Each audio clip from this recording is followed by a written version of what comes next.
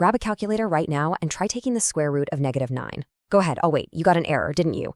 Traditional math rules tell us this is strictly impossible because any real number multiplied by itself, whether it's positive or negative, always results in a positive number. So mathematically speaking, a negative number literally cannot have a square root. But what if I told you that accepting this impossibility is actually holding us back from unlocking a massive, hidden universe of mathematics? By the end of this explainer, you are going to understand the exact concept that solves this seemingly impossible question. We'll cover the elegant a+bi formula behind it and exactly how to apply it in real arithmetic examples. We aren't just going to break the rules today. We're going to learn a whole new set of rules that completely expands our understanding of what numbers can actually do. All right, Section 1, solving the impossible problem, the missing puzzle piece. You know, this study of mathematics is constantly building on itself to fill in the blanks. Think about it. Negative numbers were invented to fill a void left by positive integers, right? Fractions filled the voids between whole numbers. Well, it turns out our standard real number system has a massive void too. Enter the hero of our explainer, the imaginary number, represented by the lowercase letter I. We define I as the square root of -1. By doing this, we can basically pull the negative out from under the radical sign. Going back to our initial question, to find the square root of -9, we just separate it into the square root of +9 times the square root of -1. The square root of 9 is 3, and the square root of -1 is I. So the square root of -9 is simply 3i. Think of these as two entirely different species of numbers. We're contrasting two numeric worlds here. On one side, we have our familiar real numbers, represented by the variable a. This is literally everything you've known up until today: 5, -12, pi, fractions, the whole shebang. On the other side, we have pure imaginary numbers, represented as bi. These are multiples of I, like 3i or -7i. So what happens when these two species team up? Boom, you get a complex number. A complex number is simply the sum of a real number and an imaginary number. And the absolute crucial point is this: the standard form of a complex number is always written as a+bi. The real part, our a, goes first, and the imaginary part, the b attached to the I, goes second. For example, 5 plus 2i is a perfect standard complex number. Okay, wait, stop right there. This is incredibly important.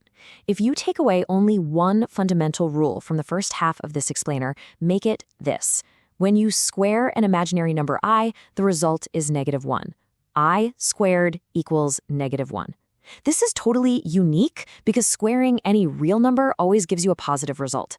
This bizarre, unique property of I squared is going to be our secret weapon when we get to advanced arithmetic in just a few minutes. Moving on to Section 2, mapping the complex plane, finding coordinates.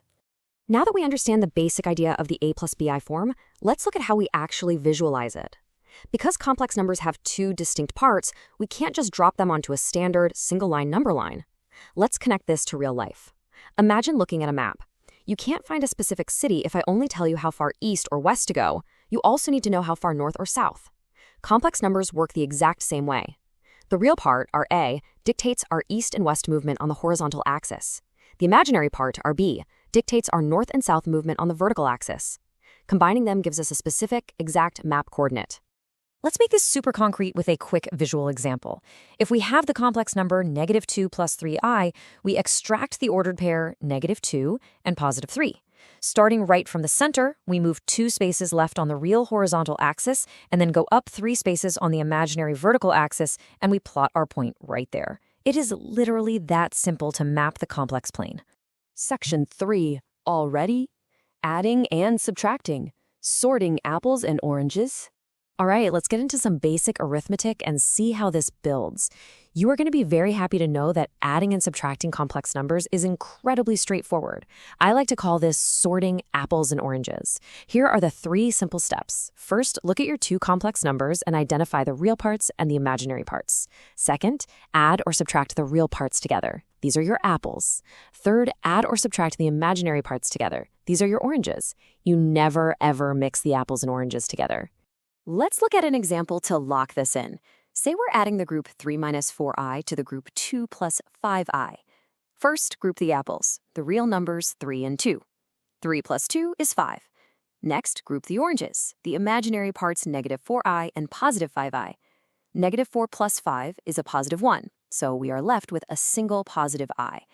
Our final simplified answer in standard form is 5 plus I. Subtracting works the exact same way. Just remember to distribute your minus sign first. Section 4, multiplying and dividing, the FOIL method and conjugates. Okay, here is where things get a bit more advanced. But don't worry, we're going to take it step by step. Multiplying complex numbers is actually very similar to a skill you probably already know, multiplying standard binomials. To multiply, you just use the FOIL method. First, inner, outer, last. You distribute the terms exactly as you normally would. Then you simplify. But here is the absolutely critical difference. You are inevitably going to create an I² term when you multiply the two imaginary parts together. And as we learned earlier, you must convert that I² into a -1. Finally, you group your real and imaginary terms to finish in standard form. Quick mistake alert right here. This perfectly illustrates the #1 error students make on tests. They do the FOIL method perfectly, they get a term like -15i², and they just leave it there. Remember, I² is not a variable. It's a real number in disguise. That -15i² actually becomes -15 times -1, which transforms into a real +15. Never leave an I² in your final answer. Now, you might be asking yourself, okay, multiplication makes sense, but how in the world do we divide? By mathematical definition, we cannot leave an imaginary number in the denominator of a fraction. If we have a complex number down there, we have a big problem.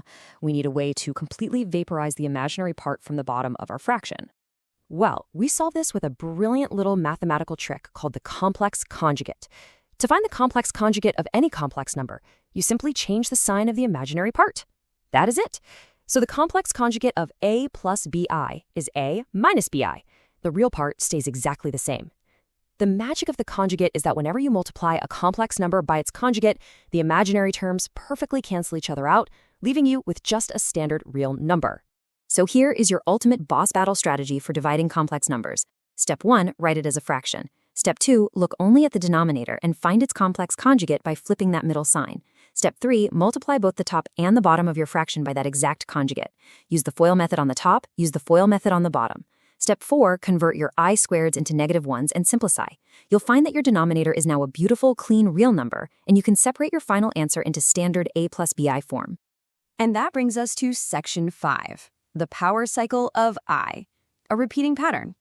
Before we wrap this up, we have to look at what I think is one of the coolest patterns in all of mathematics. What happens if we start raising I to massive exponents, like I to the power of 100? It sounds like an absolute nightmare, right? But it's actually incredibly easy, and here's why. The powers of I are not infinite and random. They operate on a strict, completely predictable 4-step cycle. I to the first power is just I. I to the second power, as we know, is -1. I to the third power is -I. And I to the fourth power is simply a +1. And then the cycle just repeats itself forever. I, -1, -I, 1. Because of this nice, neat cycle of 4, we can conquer basically any massive exponent using simple division. Let's evaluate I to the power of 35. Just take that exponent, 35, and divide it by 4. 4 goes into 35 8 times. But honestly, all we care about is the remainder. The remainder is 3. That means I to the 35th power is the exact same thing as I to the third power in our cycle. And as our cycle tells us, I to the third equals -I. That's it. Just divide the exponent by 4 and let the remainder be your guide. Okay, let's quickly summarize the absolute key takeaways from today's explainer so you have a final checklist of rules. We started by defining I as the square root of -1. We learned that the standard form of a complex number is always a plus bi.